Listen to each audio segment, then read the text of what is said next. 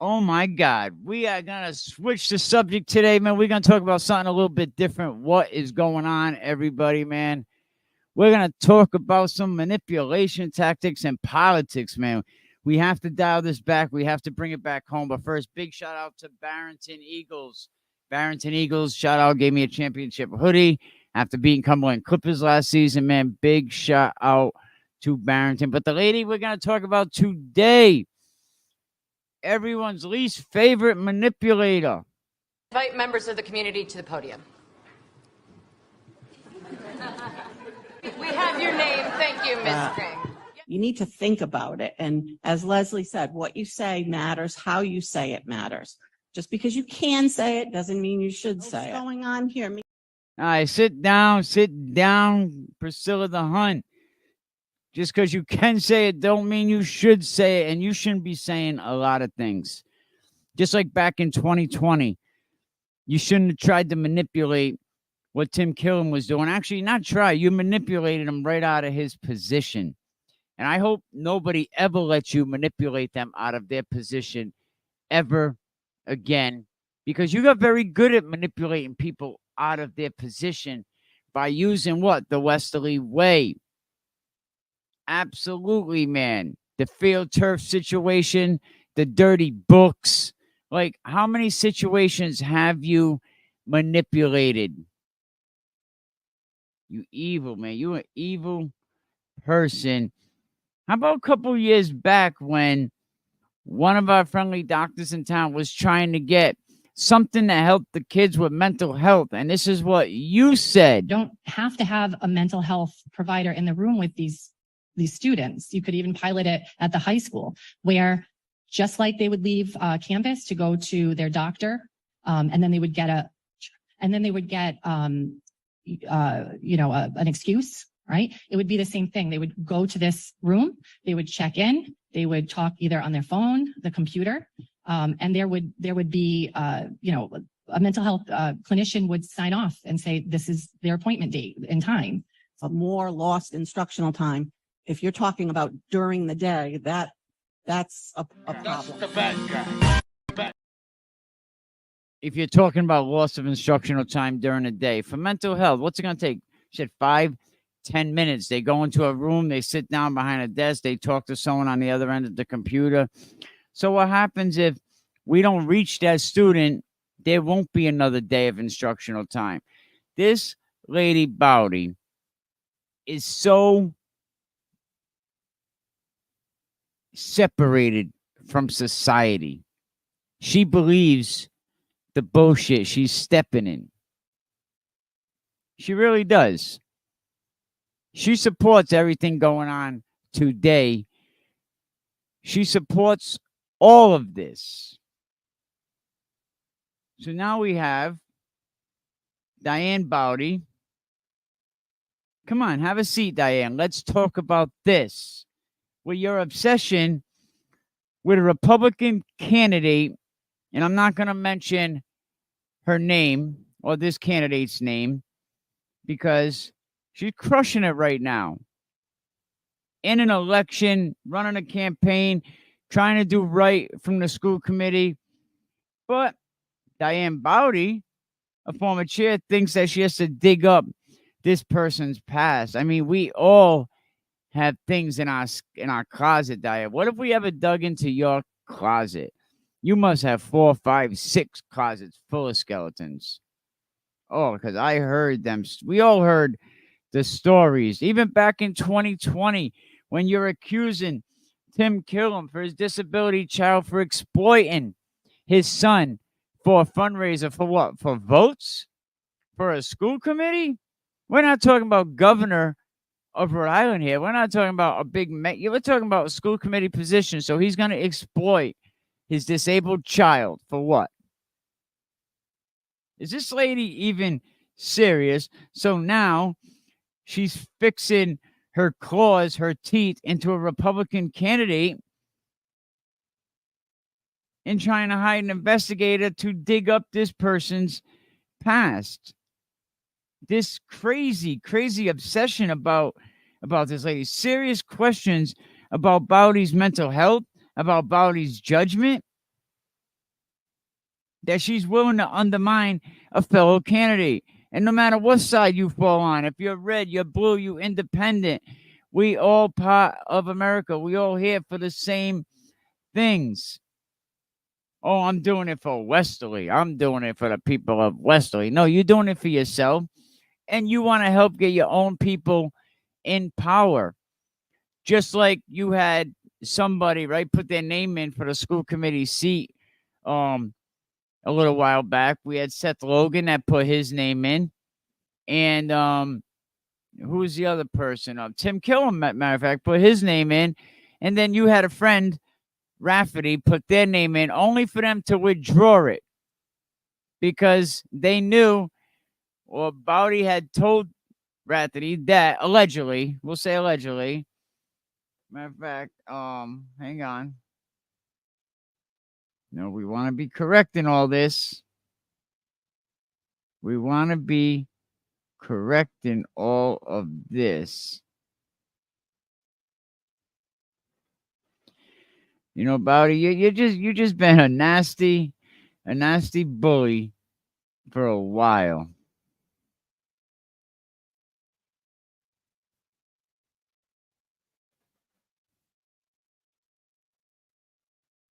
I mean, absolutely. Someone just messaged me and said Bowdy was instrumental in getting a third person to apply for the open seat, Mary Rafferty, a longtime Democrat, who then withdrew her name in the day of the interview because the word was out that the town council was not going to appoint anybody.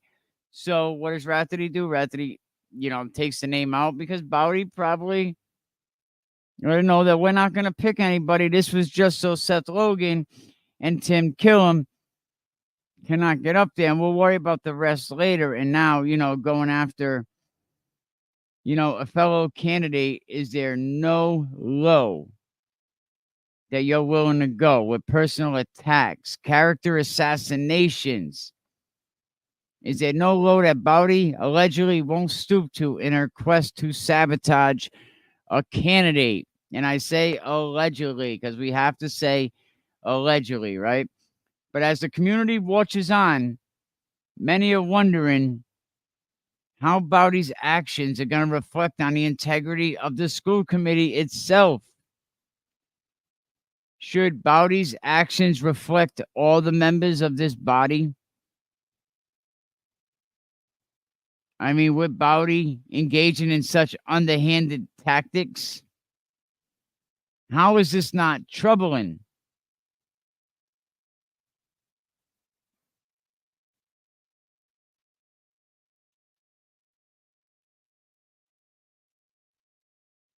How is this not troubling?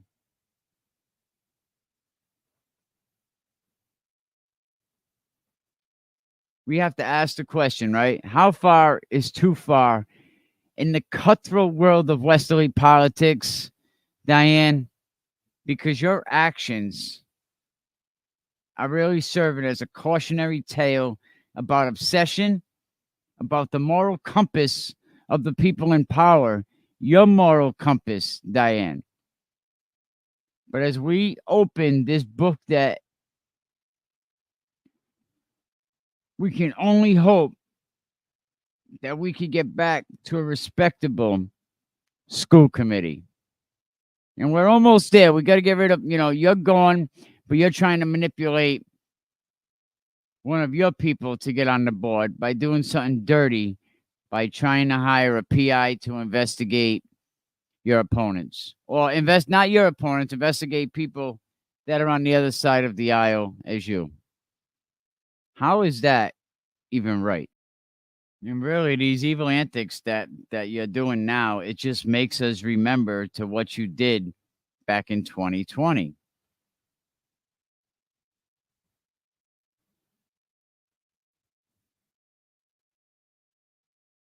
It just makes us think back to what you did back in 2020 when you went after Tim Killam. Remember, you was alleging that Killam was exploiting a fundraising campaign for his son, for his disabled son?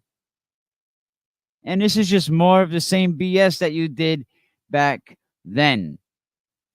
You use your position and your influence, and you successfully campaigned against Killam, ensure that he didn't secure the seat.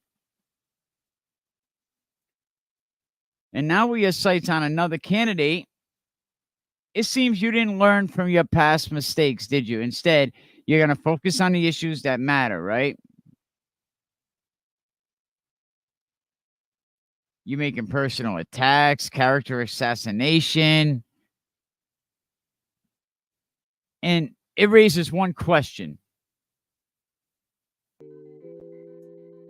So as we think back about this, Diane Bowdy, man, what you're doing, it just raises more questions. Is your manipulation done? Is it over? Now that you set your sights on another candidate, you have not learned from your past mistakes. You're going to focus on Republican candidates now. So I ask you this question. Is there truly no low that a person like Diane Bowdy can stoop to in her quest to undermine her opponent?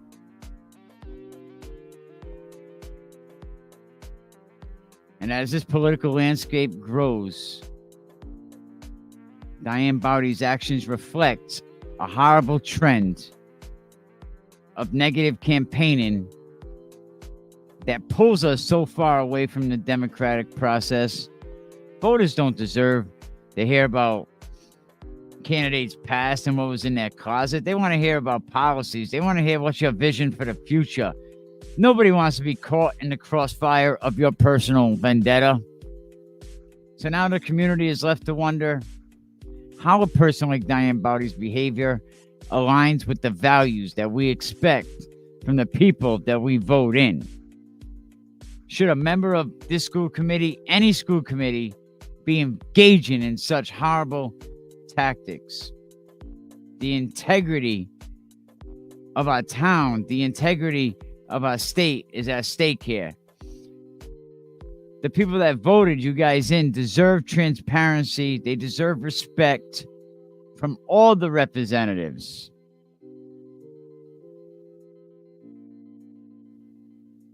So as this unfolds, people, voters, we got to remain vigilant.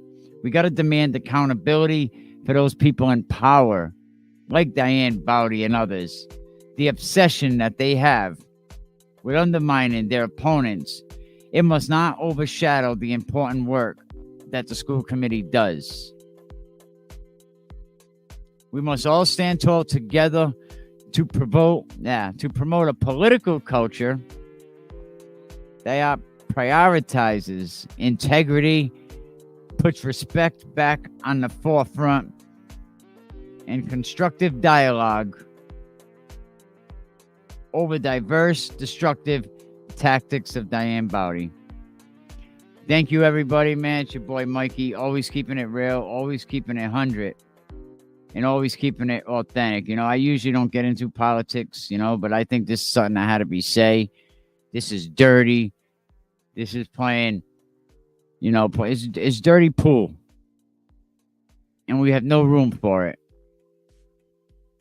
But I appreciate everybody. Absolutely. A lot of people in this community are just great. Thank you, everybody, for all the hard work you do. All. There was no real design done until sign at all.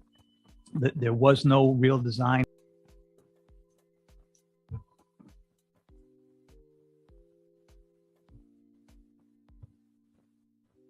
Hi, Susan Johnson. I live in Westerly. This wasn't a study. This is anecdotal evidence. I was in the BIPOC focus group. There was about 15 parents in it. I was denied access to the regular focus group the next day, so I wasn't even able to come to that group. A study is when evidence and data is sifted through and reviewed and results are come up. it's not when one person says the kid can't get a ride to track practice. So Westerly has a problem with transportation.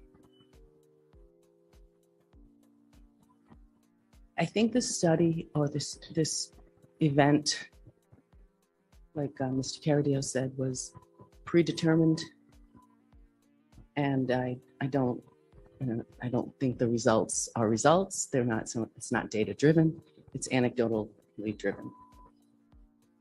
I have a master's degree in speech pathology. I've been invited to obtain a PhD and described what that is, and that involves research. This was not research. I think you all need to know that. And I also think that your speech was toxic in that you pre-dismissed the opposition. I don't think that's very fair or connective in this community. So yeah, you're here to address the school committee. Thank Sorry, you, but Mrs. Johnson. okay, excuse me about that, but I also noticed that there's divisiveness in the speeches in open forum. Thank you very much. That's the bad guy. Bad guy. Bad guy. That's the bad guy. The bad guy.